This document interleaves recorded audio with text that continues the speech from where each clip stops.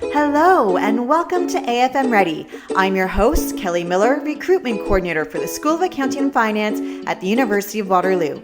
And every week we like to focus on a new topic relating to the Accounting and Financial Management program. Today, we'll spend the next 30 minutes talking about career specializations and how you have the flexibility to design your own unique experience within AFM.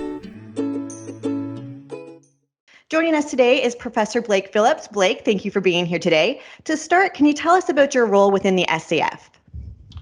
Morning, Kelly. Morning, everybody. Yes, thanks for having me. So my role at the school I wear two main hats. The first is I'm a professor in the finance group.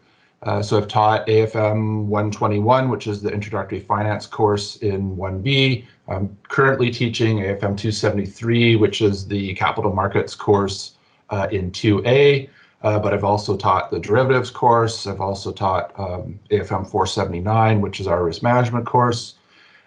So that's my one role is within the finance group. Then for the service side, I am the deputy director of the school. So I oversee very high level all of the teams that run the day-to-day operations of the school. So co-op, admissions, scheduling courses, what professor teaches which course, pretty much anything that happens on a day-to-day basis within the school, the teams that I oversee are doing those operations. And then I do the majority of the new program development, strategic planning, that type of thing for the school. I'm also involved in that and work directly with the school director, developing those initiatives, overseeing sort of the implementation of our 5-year strategic plan. And so part of that has been overseeing and getting approval for the newly designed AFM program that has the specializations in it that we're going to talk about today. Basically, you're a busy individual. Yeah, it definitely keeps me busy, keeps me out of trouble for the most part. Fantastic.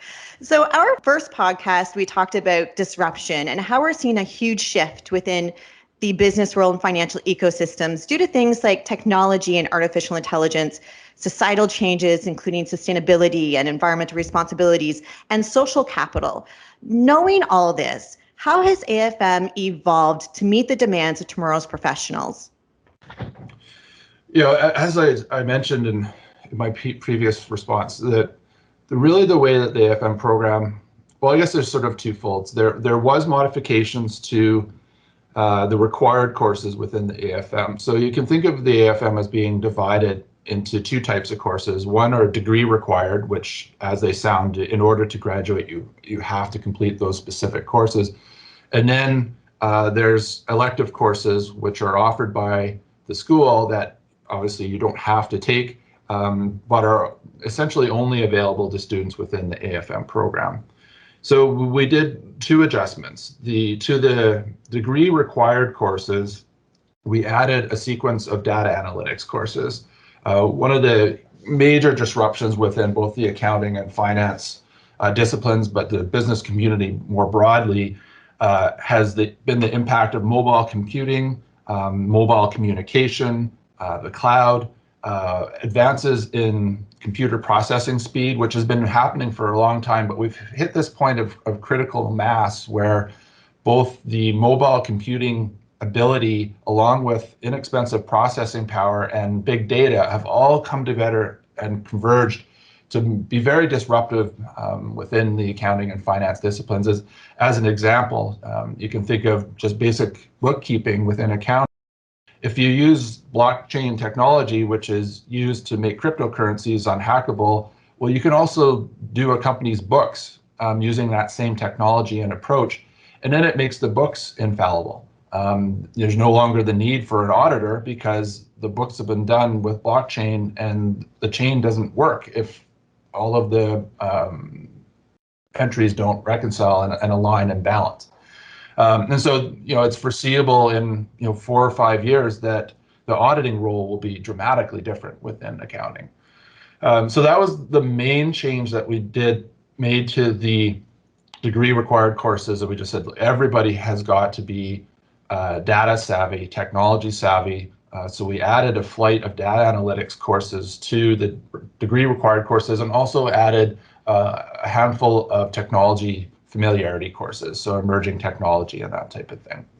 One other change we did make is we added in an entrepreneurship required course within the AFM required courses as well. Because along with this shift of more data and automation of a lot of roles that human beings previously used to do, the employers are placing a much stronger value or a much higher value on what are referred to as soft skills. We sometimes call them enabling competencies. These are things like leadership, followership, communication, collaboration, problem solving, critical thinking, ambiguity acceptance, risk taking. And so those characteristics are all one that you find in an entrepreneur. They almost define what an entrepreneur is. And so what employers are telling us is that we want employees, or we want your students when they graduate, to have all of the technical skills that they previously had, but we want having these human soft skills are just that much more important than they were previously. And so we've embedded that entrepreneurial mindset, if you want to think about it, into the program as a whole, and specifically integrated entrepreneurial focused courses into the degree required, and evolved the pedagogies as well, so that we're using more problem solving and critical thinking type approaches to learning in our courses. So that was what was adjusted within the degree required courses. So then we added on the specializations as elective courses, and those are really addressing sort of the sustainability and environmental trends and the social capital trends. And we'll get into those in more detail when we start talking about the individual specializations later on. So it sounds like there's more flexibility for students to design their own experience within the program. Why is this feature significant?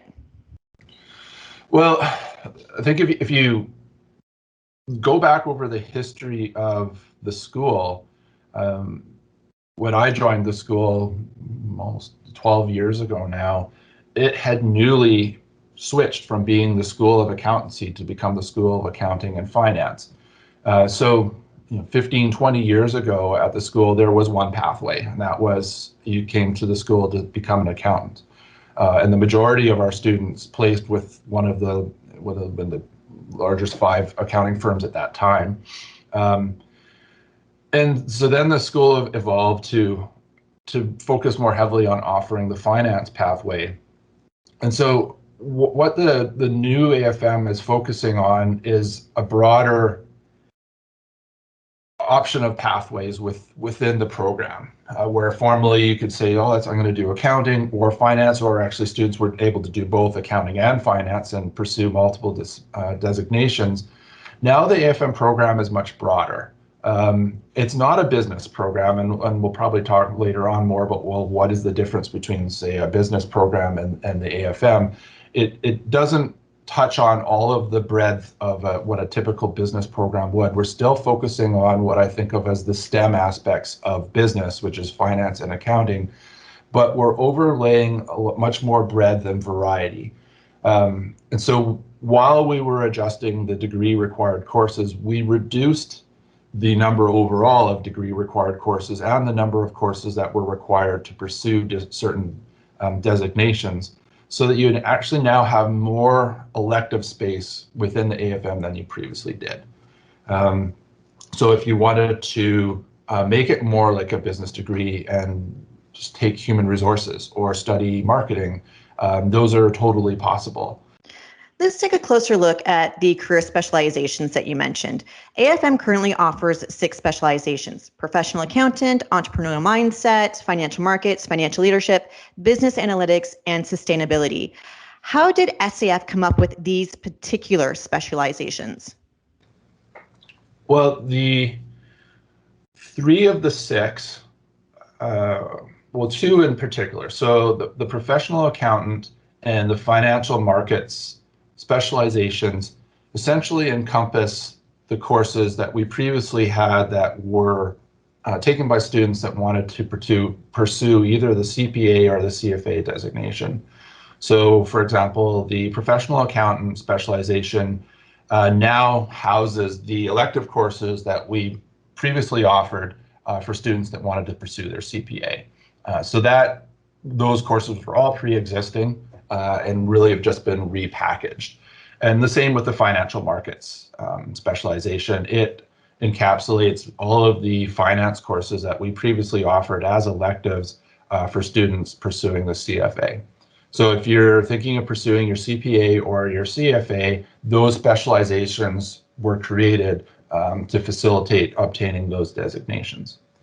So then the other four were structured around the disruptions and the direction that we see business and the designations going.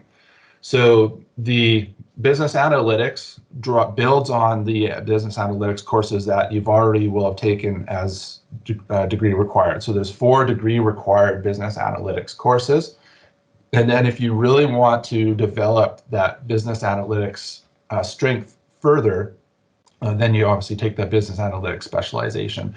And that and there's courses in there that look at business analytics applications within audit, business analytics applications within tax. There's forecasting courses, there's predictive analytics, there's looking at social media and Twitter feeds and rendering those character streams and conversations into numeric data that enables you for decision making.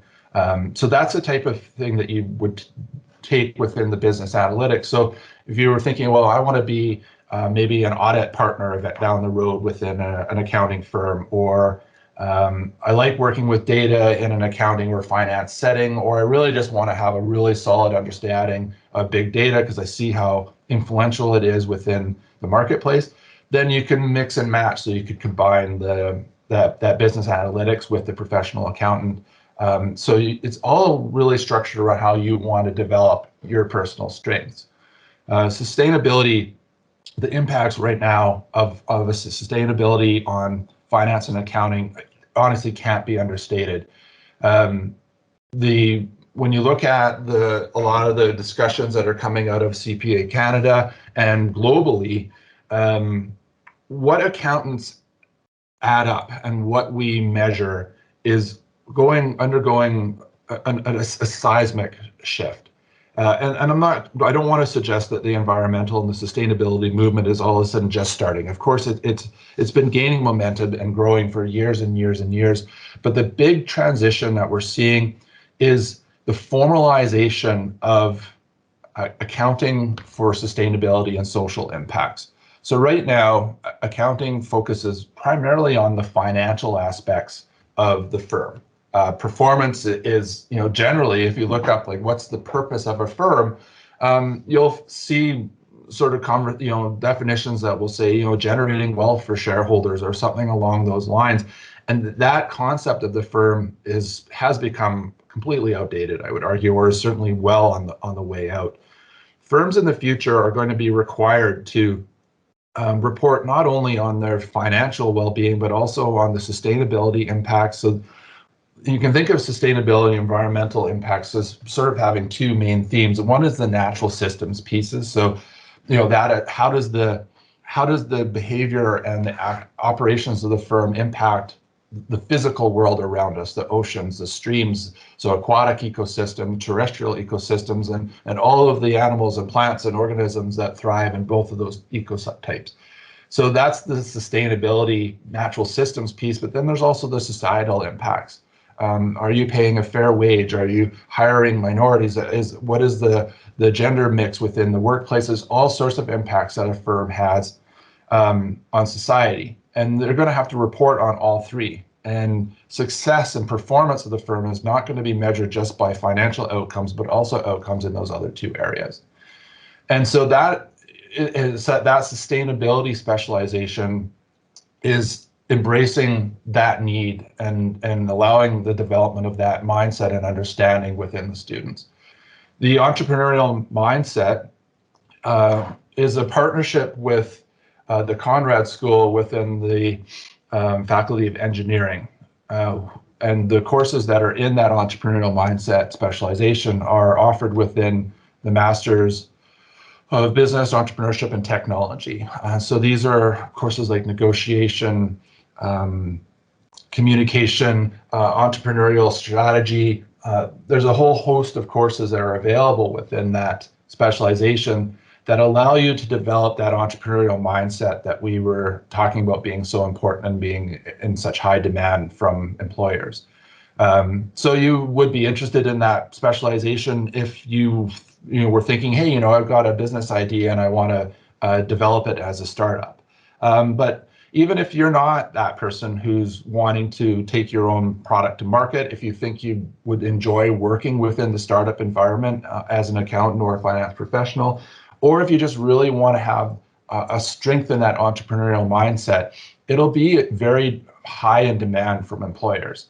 And so that was the genesis of the entrepreneurial mindset. And then the financial leadership specialization is really a morphing of aspects of the financial markets and the entrepreneurial. So it's a blending of those two, but also pulling in corporate governance courses. So you'll take corporate governance, you'll take international finance, you'll take a couple of the entrepreneurial mindset courses, particularly the negotiations and the leadership courses, and then also some sustainability courses. So the financial leadership is sort of a blending of, maybe I could call it the highlight reel of, well, I see that sustainability is important, and I think entrepreneurial mindset is important.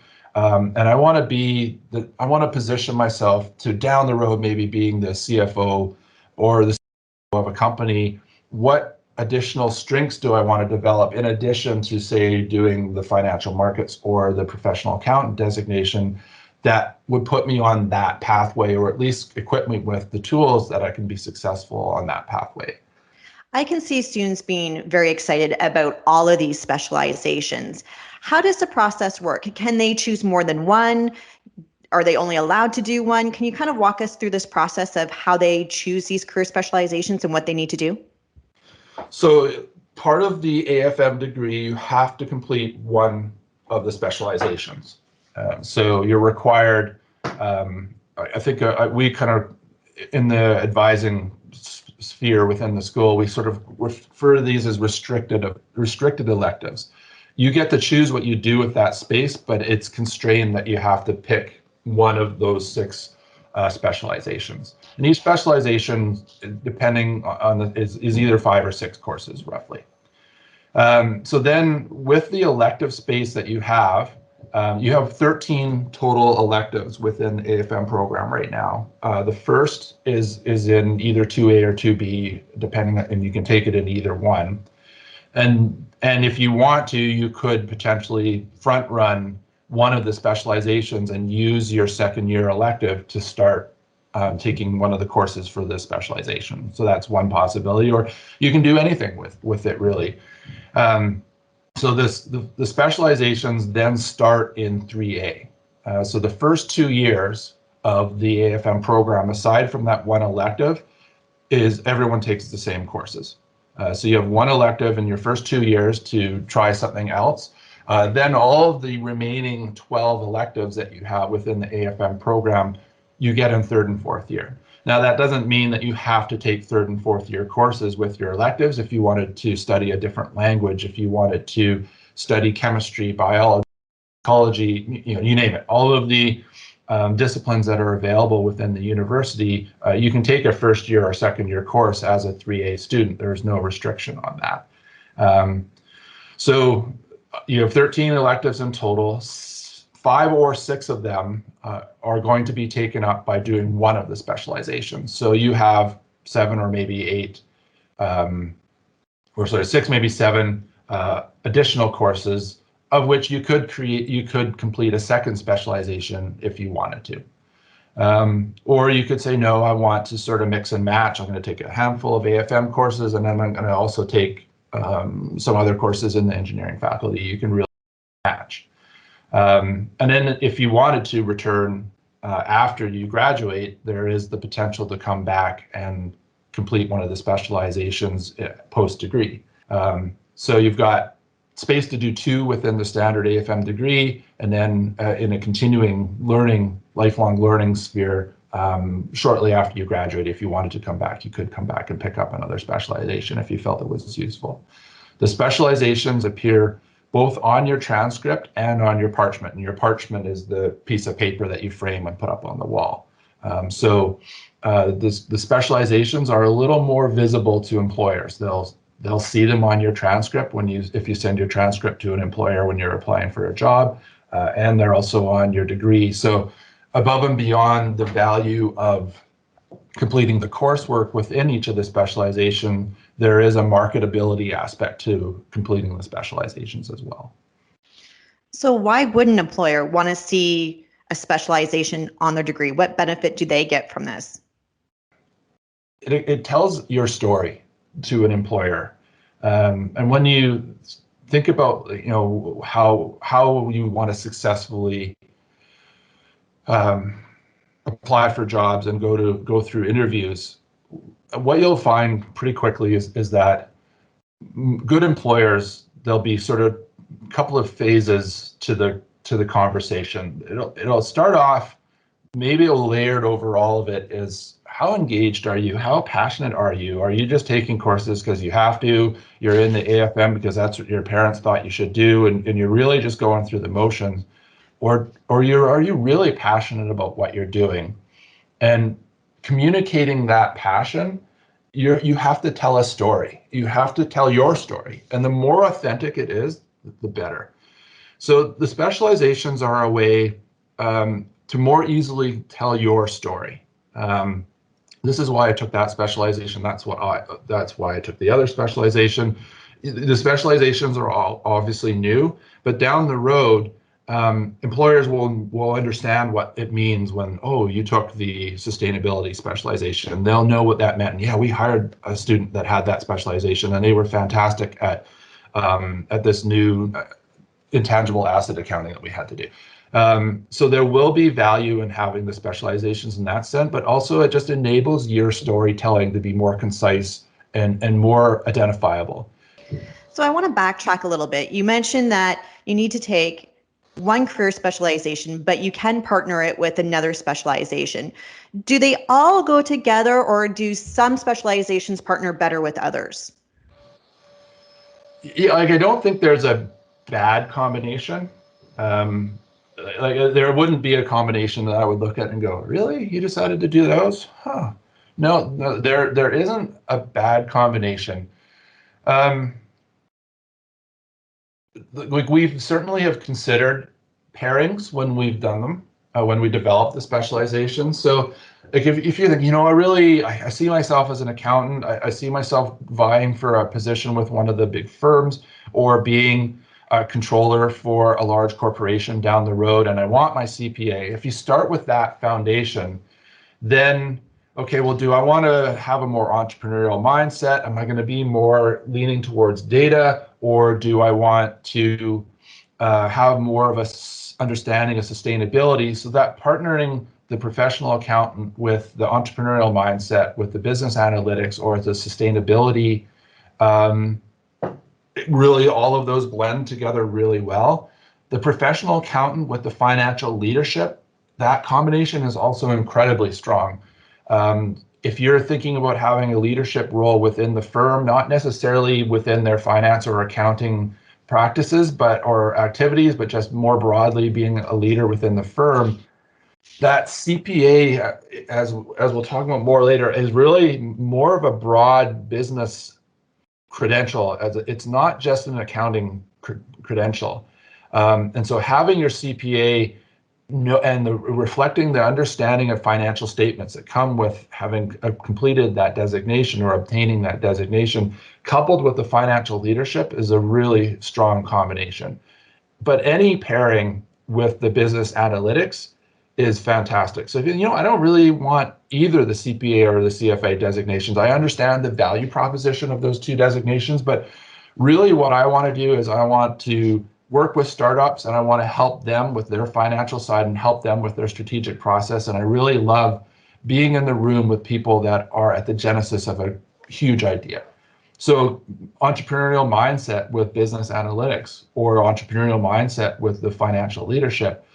So I think you sort of have to sort of say, okay, what is my foundation? What is it that I really want to be known as? I want to be the startup person, or I want that to be that person that works more in an entrepreneurial mindset. Because a lot of the really large firms have recognized that their organizational structure and their institutional history often acts as a barrier to change and evolution.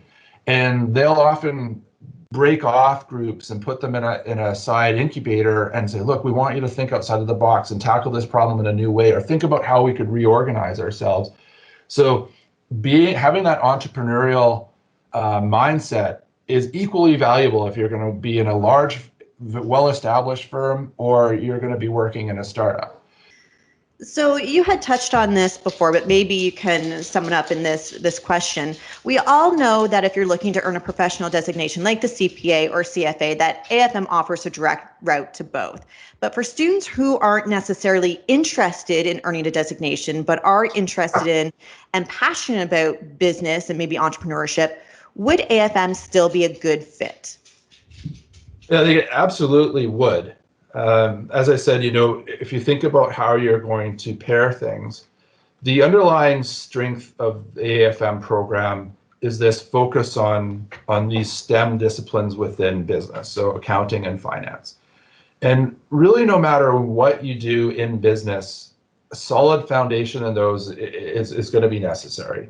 When you look at the structure of the firm, it doesn't look like a business degree anymore. And by that, I mean, when you're at a business school, and all of my training is within traditional business schools, my PhD, my MBA, all of my education is within traditional business schools. And business schools developed to look like the firm. And what did the firm historically look like? Well, it was siloed. You had finance department, you had the accounting department, you had the human resources department, you had your marketing department, you had, all of those different departments, and they were all siloed, and, collaboration between the silos wasn't always fantastic. And the business programs developed around that structure of the firm. And that structure is archaic. It's disappearing. It doesn't really, if you go and you visit the firm now, you don't see that anymore. The silos create barriers to communication and collaboration. They stifle innovation. They stifle productivity to a large point. I'll use Deloitte in downtown Toronto as an example, just because it's a building that I'm in frequently and I'm familiar with. But no one has an office anymore, all the way up to the CEO and the CFO. When you come into work, if it wasn't COVID and people were actually going into work, you just go in and you select from one of 6 different types of workspaces, and you use that for the day. It could be a private room if you need it. It could be a desk and a row of a bunch of other people collaborating. It could be a couch. It could be a treadmill with a desk on it, so that you could run and read the material that you needed to read. And it's a very open space that is structured to what the designer said, to create these accidental collisions. And so what they mean by that is, as you're walking around in this wide open space, you bump into that person. You're like, oh yeah, I meant to talk to you. I got this client and we need to do and I need your help. And conveniently, there'll be a couch right there. And let's just sit down and let's hammer that out. So you don't need your person to call their person and to book a meeting and have all these structural barriers to you collaborating. You're doing it because you're interacting and bumping into each other. The way that building is structured, they could take out every single wall on a floor in a day and have it wide open. So they refer to their building as being future ready or future proof, because whatever the future holds, they can rearrange the walls within that floor to accommodate that. So the foundation of the AFM, it's unquestionably finance and accounting, heavier than a broad business degree, but working through that material, even if it isn't your passion, is going to be a huge strength later on. So there's marketing courses you can take. There are human resources courses that you can take within the faculty, both within the Faculty of Arts. So if you're looking for that broader business training, and I don't necessarily want to be a financial analyst, or I don't necessarily want to be an accountant, it gives you that business foundation given with more accounting and finance focus. But then you can layer on to entrepreneurship and have that startup mentality, do data analytics, do entrepreneurship. If you were thinking about, I really want to be impactful in the green movement and environmentalism, this is a fantastic way of doing it. So whatever your passion within the business sphere, you're going to be very well suited to doing it within the AFM program. But then I guess the question is, a CFA or a CPA designation is never going to hurt.